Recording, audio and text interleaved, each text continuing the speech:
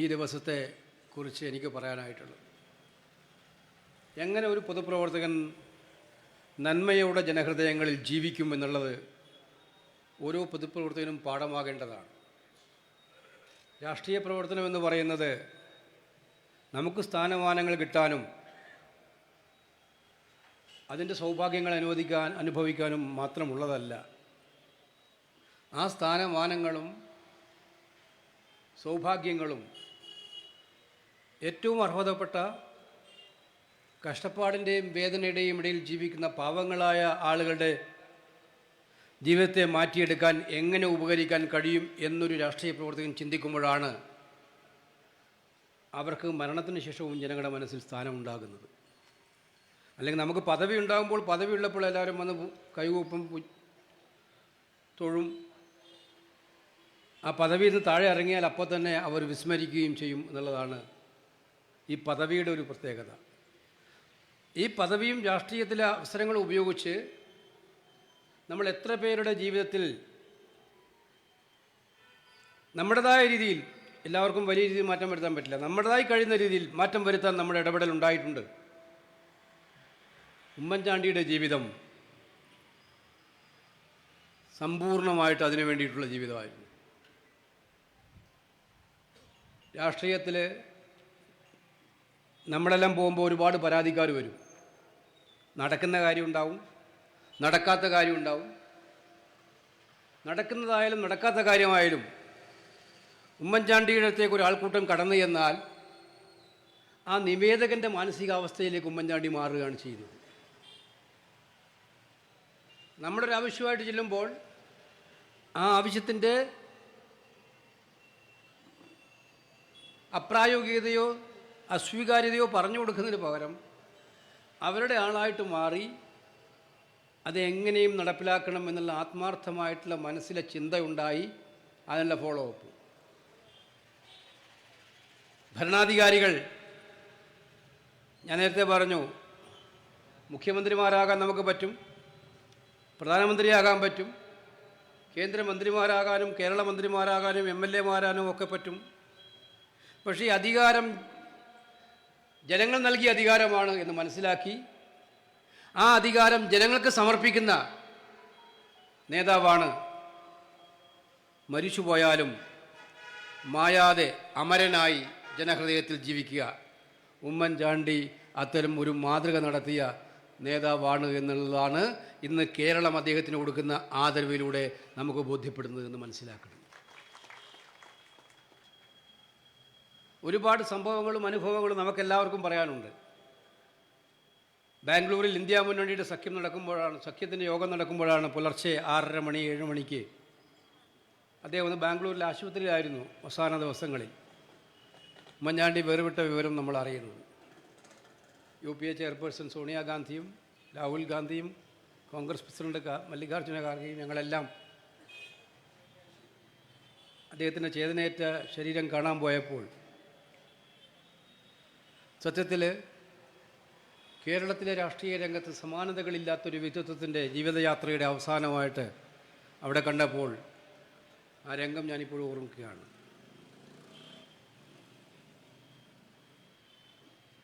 ഈ ആലപ്പുഴയിലെ ഭാരത് ജോഡോ യാത്രയുടെ പരിപാടിയിൽ ഉമ്മൻചാണ്ടി ആദ്യമായിട്ട് പങ്കെടുക്കുന്ന ഇവിടെയായിരുന്നു, അമ്പലപ്പുഴയിലാണെന്ന് എൻ്റെ വിശ്വാസം. അത് നടക്കാൻ പോലും വഴിയായിരുന്നു. രാഹുൽ ഗാന്ധി അദ്ദേഹത്തോട് പറഞ്ഞു, നിങ്ങൾ തൊട്ട് പിറകിൽ രാഹുൽജിയുടെ കാറുണ്ട്, ആ കാറിൽ ഇരുന്നാൽ മതി. അത് സമ്മതിച്ചില്ല. അത് എനിക്ക് നടന്നേ പറ്റൂ. നിങ്ങൾക്കറിയാമോ യാത്രയുടെ മുന്നിലെ തിക്കും തിരക്കും. പലപ്പോഴും എനിക്ക് പോലും മുമ്പിൽ നിൽക്കാൻ സ്ഥലം കിട്ടിയിട്ടില്ല. പേടിയായിരുന്നു ഉമ്മൻചാണ്ടി നടക്കുമ്പോൾ, തട്ടി വീഴുവോ. പക്ഷെ ഉമ്മൻചാണ്ടി നടന്നു 5-10 മിനിറ്റ്. നടക്കുമ്പോഴും അദ്ദേഹത്തിന് വയ്യായിരുന്നു, നമുക്കെല്ലാവർക്കും അറിയാം. പക്ഷെ ആ യാത്രയിൽ നടന്ന് അവസാനം നമ്മളെല്ലാം കൂടെ നിർബന്ധിച്ച് പിടിച്ചിട്ടാണ് അദ്ദേഹം വീഴുമെന്നുള്ളൊരു ഘട്ടം വന്നപ്പോഴാണ് നമ്മൾ കാറിലേക്ക് എടുത്ത് മാറ്റിയത്. അടിയുറച്ച കോൺഗ്രസ്സുകാരൻ, കോൺഗ്രസ് എന്ന് പറയുന്ന വികാരം മനസ്സിനകത്ത് ഏറ്റവും കൂടുതൽ കൊണ്ടു നടന്നൊരു നേതാവ്. അത് കഴിഞ്ഞ് അദ്ദേഹം എന്നോട് പറഞ്ഞു വന്ന് എനിക്ക് കാശ്മീരിൽ വരണം ഈ യാത്ര സമാപിക്കുമ്പോൾ, എൻ്റെ ജീവിതത്തിലെ ഏറ്റവും വലിയ ആഗ്രഹമാണത്. പക്ഷെ നിർഭാഗ്യവശാൽ ആ യാത്ര കാശ്മീരിലെത്തുമ്പോഴേക്കും അദ്ദേഹം വല്ലാതെ അവശനായി യാത്ര ചെയ്യാൻ പറ്റാത്ത അവസ്ഥയിലേക്ക് ആയിരുന്നു. ഭരണാധികാരി എന്നതിൽ ഉമ്മൻചാണ്ടിക്ക് സമാനനായിട്ട് നമുക്ക് ഒരുപാട് നല്ല ഭരണാധികാരികൾ ഉണ്ടായിട്ടുണ്ട്. പ്രഗത്ഭരായ ഭരണാധികാരികൾ കേരളം സംഭാവന ചെയ്തിട്ടുണ്ട്, ഒരു സംശയമില്ല. നമ്മൾ ഒരാളെക്കുറിച്ച് നല്ലത് പറയുമ്പോൾ മറ്റുള്ളവരെ കൂടി വിസ്മരിക്കാൻ പാടില്ല. പക്ഷെ ഉമ്മൻചാണ്ടിയുടെ ഒരു പ്രത്യേകത അസാധ്യമായി ഒന്നും കാണാത്തൊരു ഭരണാധികാരിയാണ്. സുനാമി നിങ്ങൾക്ക് ഓർമ്മയാണ്, 2004 ഞാൻ മന്ത്രിയായിരുന്നു, ക്യാബിനറ്റ് മിനിസ്റ്റർ. ഞാനിവിടെ ആലപ്പുഴ കലക്ട്രേറ്റിലിരിക്കുമ്പോഴാണ് അന്ധകാരനഴിയിൽ ഗൗരിയമ്മയെ ഇങ്ങനെ കടൽ കയറ്റം കാണാനായിട്ട് പോയപ്പോൾ തിരമാലകളുടെ ഉള്ളിലോട്ട് ഗൗരിയമ്മ പോകുന്ന അപകടകരമായ ഒരു ചിത്രം കലക്ടറുടെ മുമ്പിലേക്ക് വരുന്നത്. തൊട്ടടുത്ത നിമിഷത്തിന് ആറാട്ടുപുഴയിലും അതുപോലെ തന്നെ അഴീക്കലും വലിയ സുനാമി ദുരന്തം. കേരളം ഇന്ത്യയും ഇന്നുവരെ കണ്ടിട്ടില്ലാത്ത ഒരു പുതിയ പ്രതിഭാസം. കടൽ മുഴുവൻ കയറി വന്ന് എല്ലാം വിഴുങ്ങുന്ന വലിയ പ്രതിഭാസം. ഞാനിരിക്കും ഉമ്മൻചാണ്ടി എന്നെ വിളിച്ചു പറഞ്ഞു, ഇങ്ങനെ നമ്മളിത് അറിഞ്ഞ മുമ്പ് ഉമ്മൻചാണ്ടി അറിഞ്ഞപ്പോൾ തന്നെ വിളിച്ചു പറഞ്ഞു ആറാട്ടുപുഴയിലോട്ട് പോകാൻ പറഞ്ഞു. അവിടുന്ന് ആറാട്ടുപുഴയിൽ പോയി. ഉമ്മൻചാണ്ടി 5 മിനിറ്റിനകം അഴീക്കലെത്തി. അന്ന് പാലങ്ങളൊന്നുമില്ല, ഇന്നുണ്ടായ പാലങ്ങളെല്ലാം അതിൻ്റെ ഫലമായി ഉണ്ടാക്കിയ പാലങ്ങളാണ്. വലിയഴീക്കൽ പാലവും അഴീക്കൽ പാലവും എല്ലാം ഉണ്ടാക്കി പിന്നീടുണ്ടായത്. ആ ദിവസങ്ങളിൽ ഞങ്ങൾ ആറാട്ടുപുഴയിൽ നിൽക്കും, അഴീക്കൽ നിൽക്കും. പക്ഷെ വൈകുന്നേരം ആകുമ്പോൾ തിരുവനന്തപുരത്തും രാത്രി പോകും. രാവിലെ 9 മണിക്ക് ക്യാബിനറ്റാണ്. കാരണം അതുവരെ ഇല്ലാത്തൊരു പ്രതിഭാസമായതുകൊണ്ട് ചുവപ്പ് നാടയിലെ കുരുക്കുകൾ, സഹായിക്കാൻ പറ്റുന്ന ആളുകളെ സഹായിക്കാതിരിക്കാനുള്ള കുരുക്കുകൾ അതിനകത്തുണ്ട്. എല്ലാം ക്യാബിനറ്റ് ഡിസിഷൻ വേണ്ടതാണ്. അപ്പോൾ എല്ലാ ദിവസവും രാവിലെ 9 മണിക്ക് ക്യാബിനറ്റ് യോഗം കൂടും. നിരന്തരമായി 10 ദിവസവും തുടർച്ച. അപ്പോൾ ഞങ്ങളുടെ ജോലി ഇവിടെ വന്നിട്ട് ഈ പ്രശ്നങ്ങൾ മനസ്സിലാക്കണം. പ്രശ്നങ്ങൾ മനസ്സിലാക്കി നിയമം അനുവദിക്കാത്ത കാര്യങ്ങൾ എന്തുണ്ടോ അത് ക്യാബിനറ്റിന് മുമ്പാകെ വെക്കണം. ക്യാബിനറ്റ് അത് ഓവർറൂൾ ചെയ്യണം നിരന്തരമായിട്ട്.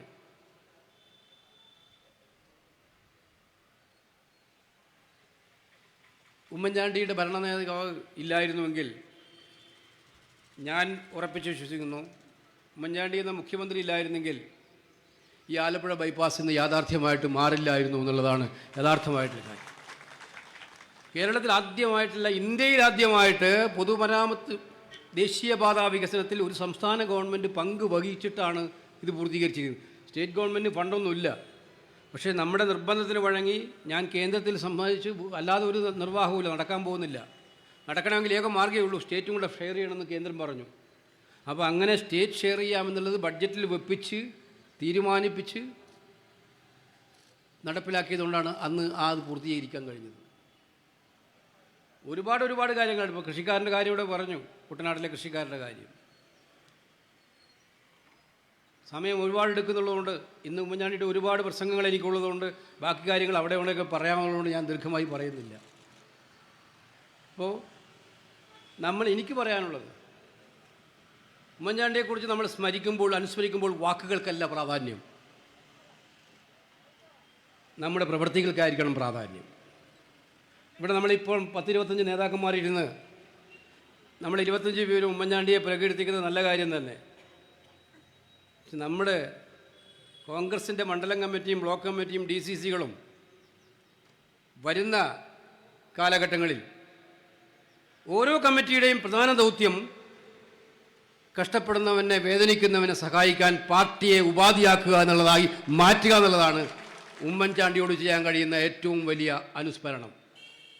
അല്ലാണ്ട് സ്നേഹം മൈക്കിൻ്റെ മുമ്പിലൂടെ വിളിച്ച് പറഞ്ഞു ഉമ്മൻചാണ്ടിയോട് നമുക്ക് ആരാധനയുണ്ടെന്ന് പറഞ്ഞിട്ട് യാതൊരു കാര്യവുമില്ല. നമ്മുടെ വാർഡിൽ, നമ്മുടെ ബൂത്തിൽ ക്യാൻസർ രോഗിയായ ആരും കിടക്കുന്നുണ്ടെങ്കിൽ, ശാരീരിക വൈകല്യമായിട്ട് ആരും കിടക്കുന്നുണ്ടെങ്കിൽ അവരെ രക്ഷിക്കാനുള്ള ഉത്തരവാദിത്വം, നമുക്ക് പൂർണ്ണമായിട്ട് എല്ലാം സഹായിക്കാനൊന്നും പറ്റില്ല, പക്ഷെ അവരുടെ കൂടെ നിൽക്കാനുള്ള ഉത്തരവാദിത്വം കോൺഗ്രസ്സുകാരൻ ഏറ്റെടുക്കുന്നുണ്ടോ ഇല്ലയോ?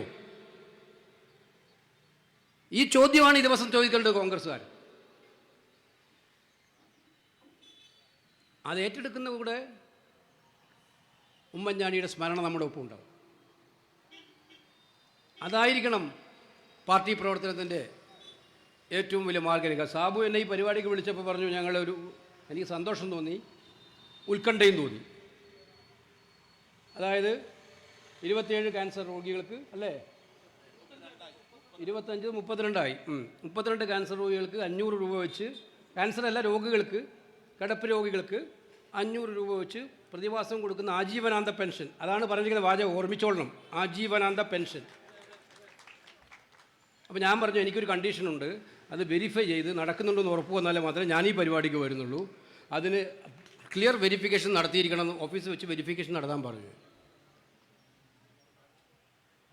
കാരണം ഇന്നത്തെ സോഷ്യൽ മീഡിയയിൽ കൊടുക്കാൻ വേണ്ടിയിട്ടുള്ള ഒരു പരിപാടിയാക്കി ഇത് മാറ്റണ്ട. ഇതിന് DCC പ്രസിഡന്റും കൂടെ ശ്രദ്ധിക്കണം. ഇത്തരം നമ്മുടെ ജില്ലയിൽ ഒരുപാട് സ്ഥലത്ത് നടക്കുന്നുണ്ട്. അപ്പോൾ ഇത് കൃത്യമായിട്ടും ഇത് പൂർണ്ണമായിട്ടും നടക്കുമെന്ന് ജനങ്ങൾ തരാൻ തയ്യാറാണ്. ഇറങ്ങുന്നവരുടെ ആത്മാർത്ഥത ഉണ്ടെങ്കിൽ, ഞാൻ വീണ്ടും ആവർത്തിക്കുന്നു, മുന്നിട്ടിറക്കുന്നവർക്ക് ആത്മാർത്ഥതയ്ക്കും അവർക്ക് സുതാര്യതയും അവരുടെ കയ്യിലുണ്ടെങ്കിൽ, അതായത് ഇത് കൊടുക്കുന്നത് കൃത്യമായിട്ടും അർഹതപ്പെട്ട കൈകളിൽ എത്തുമെന്നുള്ള വിശ്വാസമുള്ള ആളുകളാണ് ചോദിക്കുന്നതെങ്കിൽ, ജനം ഉമ്മൻചാണ്ടിയുടെ പേര് പറഞ്ഞാൽ നിർഭയമായി പൈസ തരും. ഉറപ്പാ, സംശയമില്ല. കോൺഗ്രസ് പാർട്ടിക്ക് ആ പേര് മാത്രം മതി ഇപ്പോൾ ഇത്തരം കാര്യങ്ങൾ നടത്താൻ. പക്ഷെ നമ്മൾ പോകുന്നവർക്ക് അതിൻ്റെതായ ആത്മാർത്ഥത വേണം, സത്യസന്ധതയും വേണം. ഇത് രണ്ടും നമ്മൾ കൈമുതലാക്കി മുന്നോട്ട് പോയാൽ നടക്കും എന്ന് പറഞ്ഞിട്ടുണ്ട്. ഈ കാരുണ്യ പ്രവർത്തനങ്ങൾ ഏറ്റെടുക്കുമ്പോഴാണ് നമ്മുടെ ഉമ്മൻചാണ്ടി സ്മരണ സാർത്ഥകമാകുന്നത് എന്ന് സൂചിപ്പിച്ചുകൊണ്ട് ഈ പരിപാടിയുടെ ഔപചാരികമായ ഉദ്ഘാടന കർമ്മം നിർവഹിക്കുന്നു. നമസ്കാരം. ജയ് ഹിന്ദ്. വിശദീകരിക്കാനും പെൻഷൻ പേര് വിളിക്കാനുമായി സാബുവിനെ ക്ഷണിച്ചു.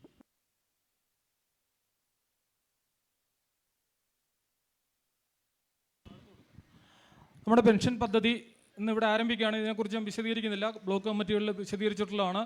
നമ്മുടെ പദ്ധതിയുടെ പേര് ഉമ്മൻചാണ്ടി സ്മാരക പെൻഷൻ പദ്ധതി എന്നാണ്. ആ പദ്ധതിക്ക് നമ്മൾ കൈത്താങ് എന്നാണ് ഒരു ചുരുക്കപ്പേരിട്ടിരിക്കുന്നത്. അതിൻ്റെ ഉദ്ഘാടനമാണ് ഇവിടെ നടത്തുന്നത്. അത് ഇപ്പോൾ നമ്മുടെ ഗുണഭോക്താക്കളെ വിളിച്ച് ശ്രീ KC വേണുഗോപാൽ MP വിതരണം ചെയ്യും. ഇനി മുതൽ എല്ലാ മാസവും 10-ാം തീയതി കൃത്യമായി പെൻഷൻ ഈ ഗുണഭോക്താക്കൾക്ക് എത്തിക്കുന്നതായിരിക്കും.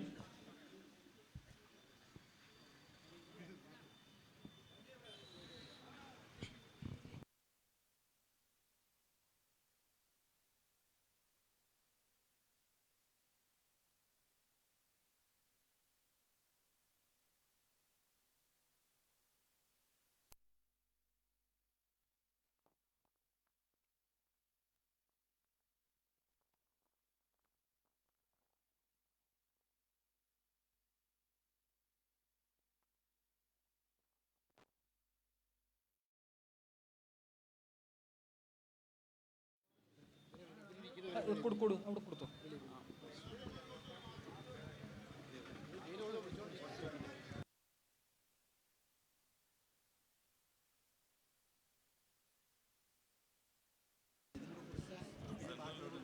അല്ല, എല്ലാവർക്കും കൊടുക്കുക. ഫാത്തിമ ബീബി